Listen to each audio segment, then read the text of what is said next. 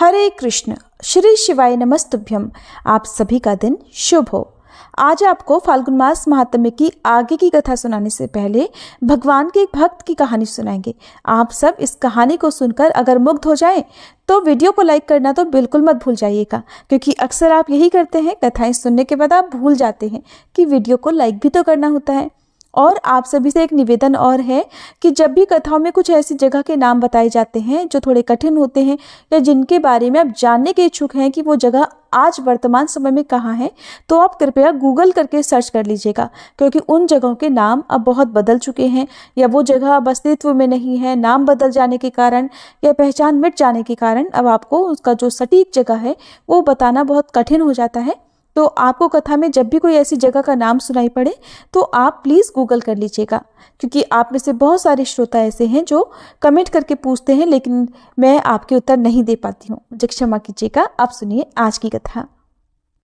महात्मा हरिदास जी फुलिया के पास ही पुण्य सलीला माँ जानवी के किनारे एक गुफा बनाकर उसमें रहा करते थे। उनकी ख्याति दूर दूर तक फैल गई थी। हर दिन वहाँ सैकड़ों आदमी इनके दर्शन करने के लिए और गंगा स्नान के निमित्त इनके आश्रम के पास आया करते थे। जो भी मनुष्य इनकी गुफा के समीप जाता तो उसके शरीर में एक तरह की खुजली होने लगती। लोगों को इसका कुछ भी कारण पता नहीं चल पाया। उस स्थान में पहुंचने पर चित्त में शांति तो सभी को होती, किंतु वो उस शरीर में होने वाली खुजली से घबरा जाया करते। लोग इस बारे में तरह तरह के अनुमान लगाने लगे। अब जितने मुंह उतनी बातें, होते होते ये बात चारों तरफ फैल गई। बहुत से चिकित्सकों ने वहां की जलवायु का निदान किया और फिर आखिरकार अंत में सभी ने कहा यहाँ जरूर कोई विषधर सर्प रहता है। अब न जाने कैसे हरिदास जी अभी तक बचे हुए हैं। श्वास से ही मनुष्य की मृत्यु हो सकती है। वो कहीं बहुत भीतर रहकर श्वास लेता है और उस महाविषधर सांप का ऐसा असर है कि इस गुफा में जाते ही लोगों के शरीर में जलन होने लगती है। अगर वो बाहर निकलकर जोरों से फुंकार करे तो इसकी फुंकार से तो मनुष्य बच ही नहीं सकता। लोग इस तरह की बातें वहां पर करने लगे। अब हरिदास जी इस जगह को छोड़कर कहीं और रहने लगे, नहीं तो प्राणों का भय है। चिकित्सकों की सम्मति सुनकर सभी ने हरिदास जी से आग्रह पूर्वक प्रार्थना की कि आप इस जगह को छोड़ दीजिए। आप तो महात्मा हैं, आपको चाहे कोई कष्ट न भी हो, लेकिन और लोगों को आपके यहाँ रहने से बड़ा भारी कष्ट होगा और दर्शन करने के लिए लोग आए बिना नहीं रहेंगे और यहाँ आने पर सभी को शारीरिक कष्ट भी होता है। इसलिए आप हम लोगों का ही ख्याल करके कृपया इस जगह को त्याग दीजिए। हरिदास जी ने सबके आग्रह करने पर उस स्थान को छोड़ना मंजूर कर लिया और उन लोगों को तसल्ली देते हुए कहा कि आप लोगों को कष्ट हो ये मैं बिल्कुल नहीं चाहता। कल तक सर्प अगर यहाँ से नहीं चला गया तो मैं कल शाम को ही इस जगह का परित्याग कर दूंगा। कल या तो यहाँ पर सांप रहेगा या मैं ही रहूंगा। अब दोनों साथ साथ यहाँ नहीं रह सकते। उनके ऐसे निश्चय को सुनकर लोगों को बड़ा आनंद हुआ और फिर सभी बड़े प्रसन्न मन से अपने अपने घरों को चले गए। दूसरे दिन बहुत से भक्त एकत्रित होकर हरिदास जी के समीप श्री कृष्ण कीर्तन कर रहे थे कि उसी समय सब लोगों को उस अंधेरे स्थान में बड़ा भारी प्रकाश सा मालूम पड़ा। सभी भक्त आश्चर्य के साथ उस प्रकाश की ओर देखने लगे। सभी ने देखा कि एक चित्र विचित्र रंगों का बड़ा भारी सांप वहां से निकलकर गंगा जी की ओर जा रहा है। उसके मस्तक पर एक बड़ी सी मणि भी जड़ी हुई है। उसी का इतना तेज प्रकाश ये फैला हुआ है। सभी ने उस भयंकर सर्प को देखकर आश्चर्य प्रकट किया। सर्प धीरे धीरे गंगा जी के किनारे बहुत दूर चला गया। उस दिन से आश्रम में आने वाले किसी भी दर्शनार्थी के शरीर में खुजली नहीं हुई। संतों की तो दृष्टि मात्र से अविद्या का बंधन खुल जाता है और भगवान भी कभी उनके वचनों का उल्लंघन नहीं करते। फिर क्या हुआ कि एक दिन एक विशिष्ट व्यक्ति के घर में एक सपेरा आया। सपेरे में विषदंत रहित सर्प के दंशन के साथ मंत्र के प्रभाव से सर्पों के अधिष्ठात देवता नागराज वासुकी का आवेश हो गया। मृदंग और मंजीरे की ध्वनि के साथ गाए जाने वाले गीत और सपेरे के द्वारा जपे जा रहे मंत्र की शक्ति के प्रभाव को देखकर सभी मंत्रमुग्ध हो रहे थे। दैव योग से श्री हरिदास ठाकुर जी भी वहां आ पहुंचे और वे भी एक कोने में खड़े होकर उस दृश्य को देखने लगे। देखते ही देखते मंत्र के प्रभाव से उस सपेरे के शरीर में अधिष्ठित नागराज वासुकी, विष्णु भक्त शेष अनंत स्वयं उसके माध्यम से उद्दंड नृत्य करने लगे। कालियद में कालिया के ऊपर चढ़कर अखिल कलाओं के गुरु भगवान श्री कृष्ण ने जिस प्रकार तांडव किया था, उसी प्रकार की भावभंगी को अवलंबन करके वह सपेरा भी नृत्य करने लगा। और कालिया नाग के प्रति श्री कृष्ण ने दंड देने के बहाने से जो अत्यधिक दया की थी, उस लीला से संबंधित एक गीत भी गाने लगा। सपेरे के मुख से श्री कृष्ण की करुणा को सूचित करने वाले गीत को सुनकर एक ओर खड़े श्री हरिदास ठाकुर मुग्ध हो गए और भगवान की लीलाओं को स्मरण करते करते मूर्छित हो गए। जब कुछ क्षण के पश्चात उन्हें होश आया तो वे हुंकार करते हुए आनंद पूर्वक नृत्य करने लगे। वहां भागवत श्री हरिदास जी को कृष्ण प्रेम के आवेश में नृत्य करते देखकर अनंत देव आविष्ट सपेरा संभ्रम पूर्वक थोड़ी दूर जाकर खड़ा हो गया और श्रद्धा पूर्वक श्री हरिदास जी का नृत्य देखने लगा। श्री कृष्ण के प्रेमावेश में श्री कृष्ण के अतुलनीय कारुण्य गुण को सुनने और स्मरण करते करते भूमि पर लोटपोट खाने लगते, कभी कभी उठकर फिर से नाचने और क्रंदन करने लगते। श्री हरिदास जी के नृत्य और उनके भावों को दर्शन करके वहां खड़े लोग बड़े आनंदित हुए। जहां जहां श्री हरिदास ठाकुर जी की चरण धूलि पड़ी थी, सभी लोग वहां की रज को उठा उठाकर श्रद्धा पूर्वक अपने शरीर पर मलने लगे। वहीं पर एक मान लोलुप ब्राह्मण भी बैठा हुआ था। जब उसने देखा कि मूर्छित होकर गिरने से ही लोग इतना आदर कर रहे हैं, तब तो फिर मैं इस अवसर को भला हाथ से क्यों जाने दूं? ये सोचकर जब वह सपेरा फिर नाचने लगा तो वो ब्राह्मण भी झूठ मूठ बहाना बनाकर धरती पर अचेत होकर गिर पड़ा। सोचने लगा सब मेरा भी इसी तरह से सम्मान करेंगे। सपेरा तो सब जानता था। इसके गिरते ही वो इसे जोरों से पीटने लगा। मार के सामने तो अच्छे अच्छे भूत भी भाग जाते हैं, फिर ये तो दम भी था, सम्मान का भूखा था। जल्दी ही मार न सह सकने के कारण वहां से दुम दबाकर भाग गया। जब धनी पुरुष ने और अन्य उपस्थित लोगों ने इसका कारण पूछा कि हरिदास की तुमने स्तुति क्यों की और वैसा ही भाव आने पर तुमने इस ब्राह्मण को क्यों मारा, तब अनंत देव सपेरे के मुख से माध्यम से सभी को कहने लगे कि तुम लोगों ने जो प्रश्न किया है उसका उत्तर अति रहस्यपूर्ण है। वह कहने योग्य न होने पर भी मैं तुम लोगों से कह रहा हूं। श्री हरिदास जी प्रेम में आविष्ट होकर नृत्य करते देखकर तुम लोगों ने श्रद्धा पूर्वक उनकी चरण धूलि ली, और ये देखकर वो ढोंगी ब्राह्मण भी प्रतिष्ठा की आशा से मूर्छित होने का केवल नाटक कर रहा था। श्री हरिदास जी निष्कपट, अप्राकृत, सहज प्रेमिक शुद्ध भगवत भक्त है, और ये अधम विप्र घृणित प्राकृत सहजिया है जो महाभागवत वैष्णवों की अलौकिक क्रिया मुद्रा का कृत्रिम रूप से अनुकरण करके भक्त के रूप में जड़ प्रतिष्ठा प्राप्त करने की इच्छा करते हैं। वास्तव में भगवान के श्री चरण कमलों के प्रति उनकी किसी भी प्रकार की सेवा प्रवृत्ति नहीं होती। वे अपनी जड़ इंद्रियों की तृप्ति के लिए ही कृष्ण भक्त सजकर लोगों को ठगते रहते हैं। जहां पर इस प्रकार के धर्मध्वजी बक धर्मी नहीं है, वहीं पर अकैतव कृष्ण भक्ति है, और जहां जहां पर ये दोष विद्यमान है, जहां पर लोग दिखावा करते हैं, वहां दंभ, कैतव और कृष्ण सेवा के अतिरिक्त अन्यान्य उद्देश्य लक्षित होते हैं। वैष्णवों के कृष्ण प्रेम में नृत्य के दर्शन से दर्शकों का भवबंधन नष्ट होता है, और प्राकृत सहजिया की कृत्रिम क्रिया मुद्रा के दर्शन से दर्शकों के भवबंधन का क्लेश और अधिक बढ़ जाता है। श्री हरिदास जी जब भगवान के प्रेम में मुग्ध होकर नृत्य लीला प्रदर्शित करते हैं, तब उनके निष्कपट प्रेम के वशीभूत होकर उनके साथ श्री कृष्ण सब परिवार नृत्य करते हैं, और ऐसे भक्तों के नृत्य से ब्रह्मांड भी पवित्र हो जाता है। सत्य ही वे श्री हरि के दास हैं, इसीलिए तो उनका नाम श्री रत्न हरिदास है।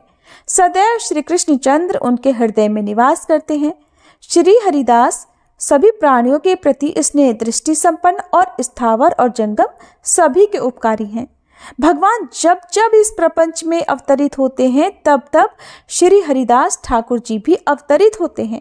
इसलिए वे साक्षात भगवान के नित्य परिकर हैं। साक्षात भगवत पार्षद होने के कारण श्री हरिदास जी विष्णु और वैष्णवों के प्रति कभी कोई अपराध नहीं करते।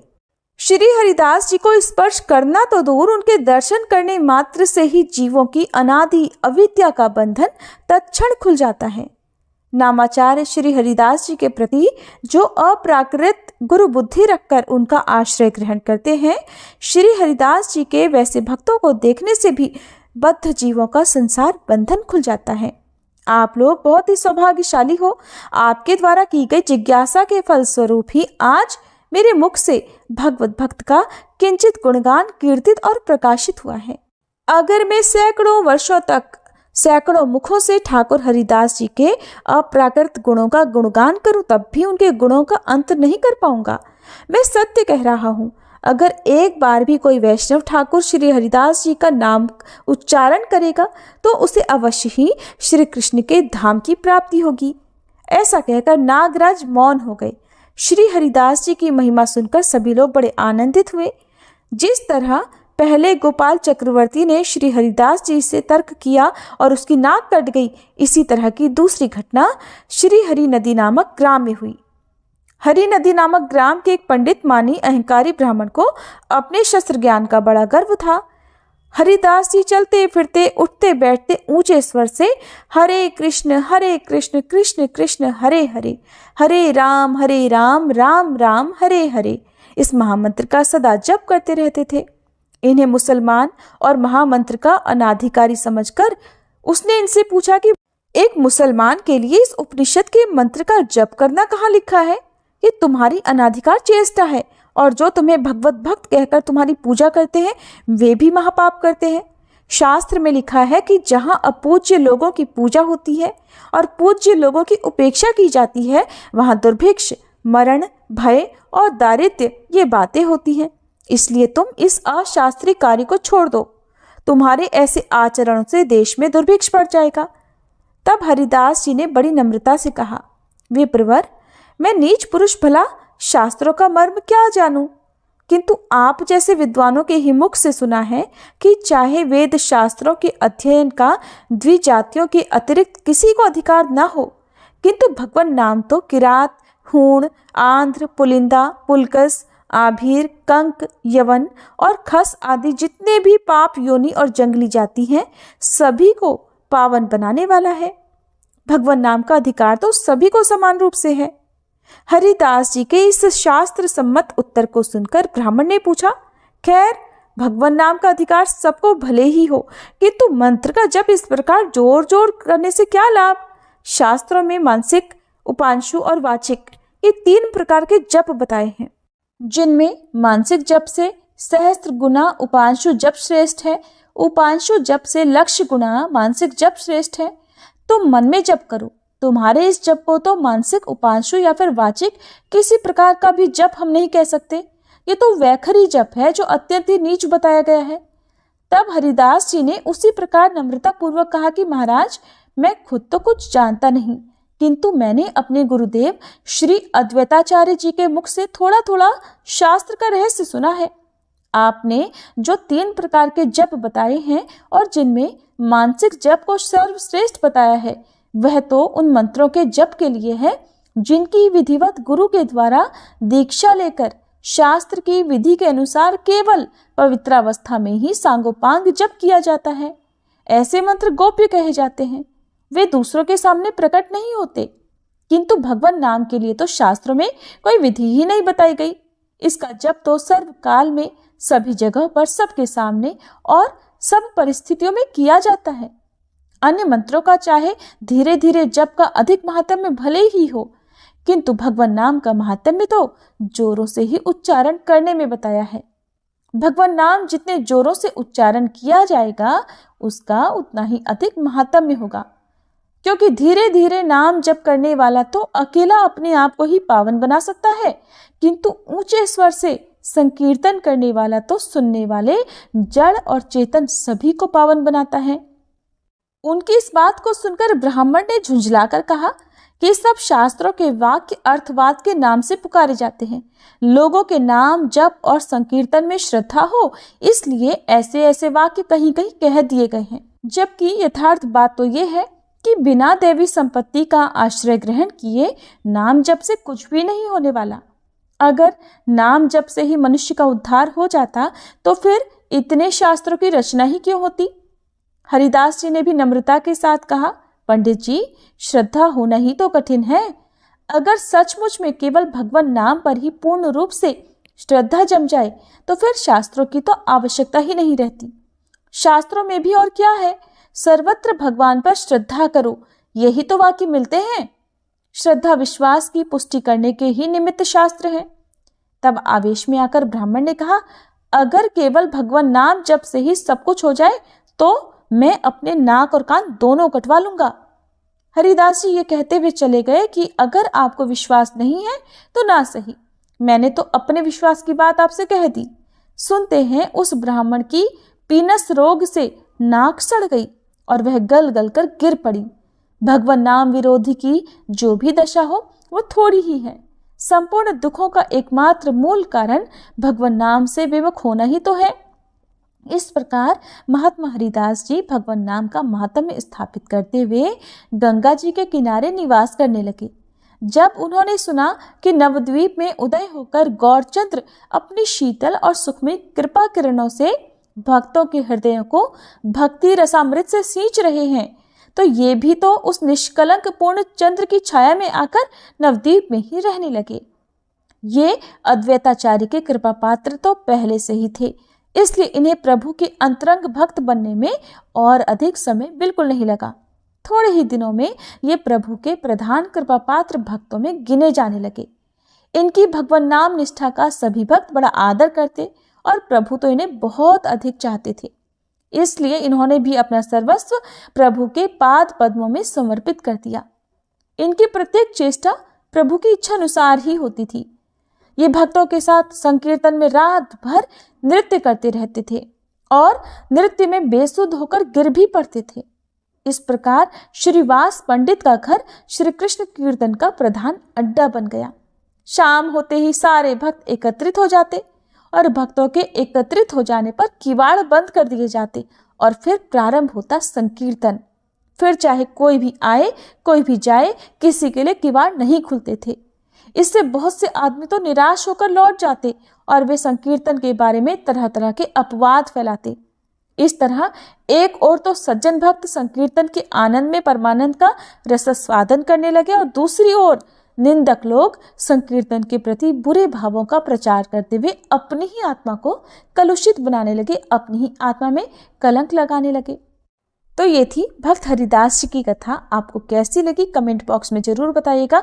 इसी कथा को आगे जारी करते हुए अगली वीडियो में भी आपको हरिदास जी की ही कथा सुनाई जाएगी।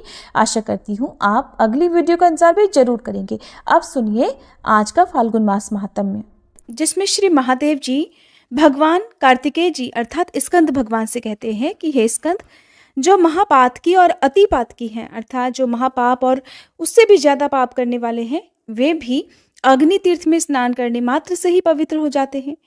जैसे अत्यंत मलिन सोना आग में तपाने से शुद्ध हो जाता है, उसी प्रकार देहधारी मनुष्य अग्नि तीर्थ में आकर पाप मुक्त हो जाता है। जो 5 प्रकार के महापाप करने वाले हैं, वे भी इस तीर्थ में स्नान करके प्राणायाम और जप करने से शुद्ध हो जाते हैं, ऐसा मेरा मानना है। और यहाँ पर जो 5 शिलाएं हैं, उनमें सदा भगवान विष्णु की स्थिति है। वहीं पर सभी पापों का नाश करने वाला अग्नि तीर्थ भी है।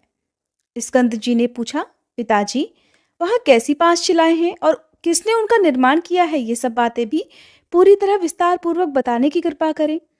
तब भगवान शिव कहने लगे कि बेटा, वहाँ पर नारदी, नारसिंही, वाराही, गारुणी और मार्कंडेयी ये 5 शिलाएं विख्यात हैं, जो सभी मनोरथों की सिद्धि करने वाली हैं। एक समय देवर्षि नारद ने एक शिला पर बैठकर वायु का सेवन करते रहते हुए महाविष्णु जी का दर्शन करने के लिए कठिन तपस्या की। वे 60,000 वर्षों तक वृक्ष की तरह स्थिर भाव से उसी शिला पर विराजमान रहे। इसके बाद भगवान विष्णु एक ब्राह्मण का रूप धारण करके कृपा पूर्वक उनके सामने गए और उन मुनिश्रेष्ठ नारद जी से इस प्रकार कहने लगे कि मुने बताओ तुम क्या चाहते हो। तब नारद जी ने कहा, आप कौन हैं और इस निर्जन वन में आपके दर्शन से मेरे मन में बड़ी प्रसन्नता हो रही है। नारद जी के ऐसा कहने पर भगवान विष्णु ने कृपा करके उन्हें अपने दिव्य स्वरूप का दर्शन कराया। उनके हाथों में शंख, चक्र, गदा आदि आयुध शोभा पा रहे थे। वे पीतांबर से सुशोभित और कमलों की माला से विभूषित थे।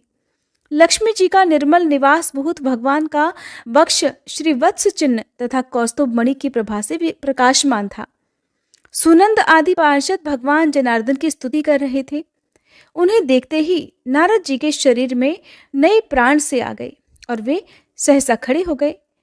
हाथ जोड़कर बारंबार नमस्कार करते हुए जगदीश्वरों के भी ईश्वर श्री विष्णु जी की स्तुति करने लगे कि जो सबके साक्षी और संपूर्ण जगत के अधीश्वर हैं, जिन्होंने भक्तों की इच्छा से दिव्य देह धारण किया है और जो शरणागतों के लिए दया के महासागर हैं, वे पावन दिव्य मूर्तिधारी भगवान श्री हरि मुझ पर प्रसन्न हों, जो संपूर्ण जगत के हित के लिए और साधु पुरुषों के मन को संतुष्ट कर और उनका कल्याण करने के लिए शीघ्र ही अपनी उत्तम कलाओं द्वारा दिव्य देह धारण कर प्रसन्नता पूर्वक दिव्य लीला और हास्यपूर्ण दृष्टि प्रकट करते हैं। सत्व गुण का समुदाय ही जिनका स्वरूप है, वे भगवान विष्णु मुझ पर प्रसन्न हो। प्रभु, आप वासुदेव, संकर्षण, प्रद्युम्न तथा अनिरुद्ध स्वरूप विष्णु जी को मेरा बारंबार नमस्कार है। हे जनार्दन, आज तो आपके दर्शन से मेरा जीवन धन्य हो गया, मेरी तपस्या फलवती हुई और मेरा ज्ञान भी सफल हो गया। देवर्षि नारद के द्वारा की गई इस स्तुति को सुनकर श्री भगवान कहने लगे, नारद, तुम्हारी इस तपस्या और स्तुति से मैं प्रसन्न हूं। तीनों लोकों में तुमसे बढ़कर दूसरा मेरा कोई भक्त नहीं है। तुम्हारा कल्याण हो, अब तुम कोई वर मांगो। तब नारद जी कहने लगे, देव, अगर आप मुझे वरदान देते हैं तो एक तो अपने चरण कमलों में अविचल भक्ति मुझे दीजिए। मेरी शिला के समीप रहना आप कभी मत छोड़िएगा, ये मुझे दूसरा वर दीजिए। और मेरे इस तीर्थ के दर्शन, स्पर्श, स्नान और आचमन करने वाला मनुष्य पुनः संसार में शरीर ना धारण करे, ये मेरा तीसरा वर है। सुनकर श्री भगवान बोले, तथास्तु। मैं तुम्हारे स्नेहवश समस्त चराचर जीवों को मुक्ति देने के लिए तुम्हारे तीर्थ में अवश्य ही निवास करूंगा। ऐसा कहकर भगवान विष्णु वहीं अंतर्ध्यान हो गए। इसके बाद नारद जी भी कुछ दिनों तक बद्री क्षेत्र में निवास करके मथुरापुरी को प्रस्थान कर गए। स्कंद जी ने कहा, प्रभु, आप मुझे मार्कंडेय शिला की महिमा भी बताइए। तब भगवान शिव कहने लगे कि पहले त्रेता युग के अंत में मार्कंडेय जी तीर्थ यात्रा का परिश्रम उठाते हुए मथुरा नगरी में आए। वहां उन्हें नारद जी का दर्शन हुआ। मार्कंडेय जी ने नारद जी का पूजन और फिर उन्हें प्रणाम किया। तब उन्होंने जहां साक्षात नारायण विद्यमान है, उस बद्री क्षेत्र का महात्म्य इस प्रकार बताया कि साधो, बद्री तीर्थ महाक्षेत्र है, वहां भगवान विष्णु का नित्य निवास है। तुम वहीं जाओ, वहां तुम्हें साक्षात श्री हरि का दर्शन होगा। यह सुनकर मार्कंडेय जी को बड़ा आश्चर्य हुआ। वे बद्रिकाश्रम में आए और वहां स्नान करके शिला पर बैठकर परम उत्तम अष्टाक्षर अर्थात ओम नमो नारायणाय इस मंत्र का जप करने लगे। 3 रात तक जप करने के बाद आखिरकार भगवान जनार्दन उन पर प्रसन्न हो गए और उन्हें शंख, चक्र, गदा, पद्म और वनमाला आदि से विभूषित अपने दिव्य स्वरूप का दर्शन कराया। उन्हें देखकर मार्कंडेय जी अत्यंत तेजी से उठे और प्रणाम करके बड़ी प्रेम भरी गदगद वाणी में उनकी स्तुति करने लगे कि हे प्रभु, हे श्रीहरि, इस अशाश्वत अर्थात क्षण भंगुर संसार में आपके युगल चरणारविंद ही सार हैं। संसारी मनुष्य का उद्धार कैसे हो? हे अच्युत, मैं आध्यात्मिक आदि तीनों तापों से अत्यंत थका हुआ हूँ। अनेक प्रकार के बढ़े हुए ज्ञान से ढका हुआ संसार रूपी कोहरे में भटक रहा हूँ। कृपया मेरा उद्धार कीजिए। हे करुणा सागर, अनेक प्रकार के योनि यंत्रों में दबकर निकलने से प्राप्त हुई गर्भवास जनित शारीरिक वेदना को मैं कितनी ही बार पा चुका हूँ। अब मेरी रक्षा कीजिए। जरा, मृत्यु और बाल्यावस्था आदि के दुखों से भरे हुए संसार में मैं बहुत पीड़ित हूँ। फिर भी इस दुख के समुद्र में मेरी सुख बुद्धि हो रही है। हे दया सिंधु, मेरी रक्षा कीजिए। हे प्रभु, कभी मैं कीट योनि में पड़ा, कभी स्वेदज जीव के रूप में जन्म लिया, कभी उद्भिज योनि में आया और कभी सौभाग्यवश मनुष्य शरीर को भी प्राप्त हुआ। सब योनियों में जन्म लेकर मैं बहुत विपत्ति भोग चुका हूँ। अब सर्वथा निस्तेज और अनाथ हूं। हे अच्युत, कृपा करके अपनी शरण में आए हुए मुझ सेवक का अब उद्धार कीजिए। बुद्धिमान मार्कंडेय जी के द्वारा ऐसा कहने पर भगवान श्री विष्णु ने प्रसन्न होकर कहा, हे ब्रह्मर्षि, मुझसे कोई वर मांगो। तब मार्कंडेय जी ने कहा, भगवान, हे दीनवत्सल, अगर आप मुझ पर प्रसन्न हैं तो अपने पूजन और दर्शन में मुझे अविचल भक्ति दीजिए। साथ ही मैं चाहता हूं कि इस शिला पर आपका निवास बराबर बना रहे। यही मेरे लिए सबसे बड़ा वर है। तब बहुत अच्छा कहकर भगवान विष्णु अंतर्ध्यान हो गए। इसके बाद मार्कंडेय जी अत्यंत प्रसन्न होकर अपने पिता के आश्रम में चले गए। जो मनुष्य इस प्रसंग को सुनता अथवा सुनाता है, उसे भी भगवान गोविंद की प्राप्ति होती है। भगवान शिव कहते हैं कि कश्यप जी से विनिता के गर्भ से 2 महाबली और महापराक्रमी पुत्र हुए, जिनका नाम था गरुण और अरुण। इनमें से अरुण तो सूर्यदेव के सारथी हुए और गरुण ने भगवान विष्णु का वाहन होने की इच्छा से बद्री क्षेत्र के दक्षिण भाग में गंधमादन के शिखर पर कठिन तपस्या प्रारंभ की। वे फल, मूल और जल का आहार करते, द्वंद्वों को धैर्यपूर्वक सहते और जप करने वालों में श्रेष्ठ होकर एक पैर से पृथ्वी पर खड़े होकर जप किया करते थे। भगवान के दर्शनों की इच्छा से उन्होंने बहुत वर्षों तक कठिन तपस्या की। तब साक्षात भगवान विष्णु पीतांबर धारण करके अपने शंख, चक्र आदि आयुधों से युक्त होकर पूर्व दिशा में उदित होने वाले पूर्ण चंद्रमा की तरह गरुण के सामने प्रकट हुए और मेघ के समान गंभीर शब्द करते हुए कहने लगे। फिर भी गरुण की बाह्य वृत्ति नहीं हुई, यानी कि तपस्या में लीन गरुण का ध्यान भंग नहीं हुआ। तब उन्होंने अपना श्रेष्ठ शंख बजाया, लेकिन उससे भी महात्मा गरुड़ का ध्यान नहीं टूटा। तब भगवान श्वास के साथ गरुड़ के ही भीतर प्रवेश करके उनमें बहिर्मुख वृत्ति पैदा करते हुए फिर से बाहर आकर प्रकट हो गए। उस समय भगवान विष्णु को अपने सामने देखकर गरुड़ निर्भय हो गए। उनके संपूर्ण शरीर में रोमांच आया और हाथ जोड़कर उन्होंने भगवान की स्तुति प्रारंभ कर दी कि हे भगवान, तीनों लोकों में निवास करने वाले देहधारियों का अंतःकरण आपका निवास स्थान है।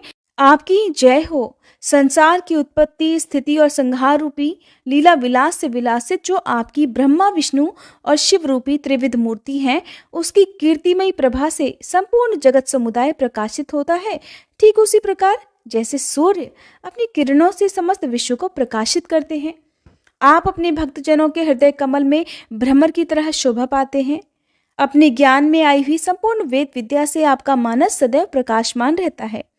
जो मुनिजन आपके भक्त हैं, वे आपके चरणों की सदा वंदना किया करते हैं और आपके चरण नखों के प्रक्षालन से प्रकट हुई गंगा जी के जल से अपने को पवित्र करने वाले देवता और मुनि आपकी चरण रेणु को हृदय से प्रणाम करते हैं। महात्मा गरुड़ के इस प्रकार स्तुति करने पर भगवान विष्णु ने वहां त्रिपथ गामिनी गंगा जी को बुलाया। तब उस पर्वत के ऊपर साक्षात पंचमुखी गंगा जी प्रकट हुई। उन्हीं के जल से गरुड़ जी ने भगवान को पदार्घ दिया। फिर वर मांगने के लिए भगवान के प्रेरित करने पर गरुड़ जी ने कहा कि भगवान, मैं एकमात्र आपका वाहन हो जाऊं और आपकी कृपा से देवता और दैत्यों में से कोई भी बल, वीर और पराक्रम द्वारा मुझे जीत ना सके, और ये शिला भी मेरे नाम से विख्यात होकर समस्त पापों का अपहरण करने वाली हो जाए तथा इसके स्मरण से मनुष्यों को कभी भी विष जनित व्याधि न हो। इसके बाद बहुत अच्छा कहकर भगवान विष्णु वहीं अंतर्ध्यान हो गए। स्कंद जी ने कहा, भगवान, अब वाराही शिला का भी महात्म्य मुझे बताइए। तब भगवान शिव इस प्रकार बोले कि हे स्कंद, रसातल से पृथ्वी का उद्धार करके और युद्ध में हिरण्याक्ष नामक दैत्य को मारकर भगवान वाराह बद्री क्षेत्र में आए और प्रलय काल की समाप्ति तक वहीं बने रहे। वराह जी ने शिला के रूप में ही वहां निवास किया। स्कंद जी ने कहा, प्रभु, अब नारसिंही शिला का भी महात्म्य कहिए। तब भगवान शिव बोले कि भगवान नरसिंह अपने नखों के अग्रभाग से ही लीलापूर्वक हिरण्यकश्यपु का वध करके प्रलय काल की अग्नि के समान प्रकाशित दिखाई देने लगे। तब दयालु देवताओं ने आकर और दूर ही खड़े रहकर लीला से अवतार विग्रह धारण करने वाले भगवान विष्णु की स्तुति की। तब अपने तेज से समस्त देवताओं और असुरों को भी व्याप्त करने वाले भगवान पराक्रमी नरसिंह जी प्रसन्न होकर बोले, हे देवताओं, तुम लोग मुझसे कोई वर मांगो जो तुम्हारी शांति और सुख का एकमात्र साधन हो। उस समय देवताओं के स्वामी ब्रह्मा जी कहने लगे कि भगवान, हे प्रभु, हे नरसिंह देव, आपका ये अत्यंत उग्र रूप समस्त देहधारियों को भयभीत करने वाला है, अतः इसको समेट लीजिए। उनकी प्रार्थना के अनुसार दिव्य रूप धारण करके भगवान ने फिर कहा कि देवताओं, मैं तुम पर बहुत प्रसन्न हूँ, बोलो अब मैं तुम्हारा कौन सा कार्य करूं? तब देवतागण कहने लगे कि प्रभु, हमारा अभीष्ट वर यही है कि आप मन को प्रसन्न करने वाले परम शांत चतुर्भुज रूप से ही हमें दर्शन दिया करें। तब भगवान ने उन्हें दिव्य दृष्टि से देखकर विशालापुरी अर्थात बद्रिकाश्रम को चले गए। इसके बाद देवताओं का भय शांत हो गया और उन्होंने जल के मध्य में विराजमान भगवान विष्णु का दर्शन, नमस्कार और परिक्रमा करके उन्हीं में अपना मन लगाकर अपने अपने लोक को प्रस्थान किया। जिसके बाद अतिशय भक्तिभार से नम्र तपस्वी ऋषि आए और अत्यंत अद्भुत पराक्रम वाले भगवान नरसिंह का दर्शन करके उनकी इस प्रकार स्तुति करने लगे। संपूर्ण विश्व के स्वामी, हे जगदीश्वर, आपको नमस्कार है, आपको नमस्कार है। विश्व को अभय प्रदान करने वाले हे विश्वमूर्ते, आप कृपा के समुद्र हैं। आपके चरण कमल सेवन करने योग्य तीर्थ रूप हैं। हे लक्ष्मीपते, हम पर दया कीजिए। भक्त की इच्छा के अनुसार विचित्र शरीर धारण करने वाले हे विश्वमुख विश्वभावन, आप प्रसन्न होइए। तब भगवान नरसिंह ने प्रसन्न होकर ऋषियों से कहा कि हे ऋषियों, वर मांगो।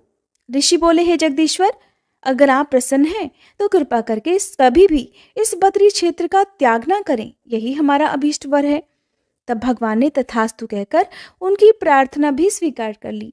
इसके बाद सभी ऋषि अपने अपने आश्रम को चले गए और भगवान नरसिंह भी शिलारूप हो गए। जो 3 उपवास करके वहां भगवान नरसिंह के जप और ध्यान में तत्पर होता है, वह साक्षात नरसिंह रूपधारी भगवान का दर्शन पा लेता है। जो मनुष्य श्रद्धापूर्वक इस प्रसंग को सुनता अथवा सुनाता है, वह सभी पापों से मुक्त होकर अंत में वैकुंठ लोक में निवास करता है। जय भोलेनाथ। आज के अध्याय में बस इतना ही। इसके आगे की कथा आप सभी आने वाले अध्याय में जरूर सुनिएगा।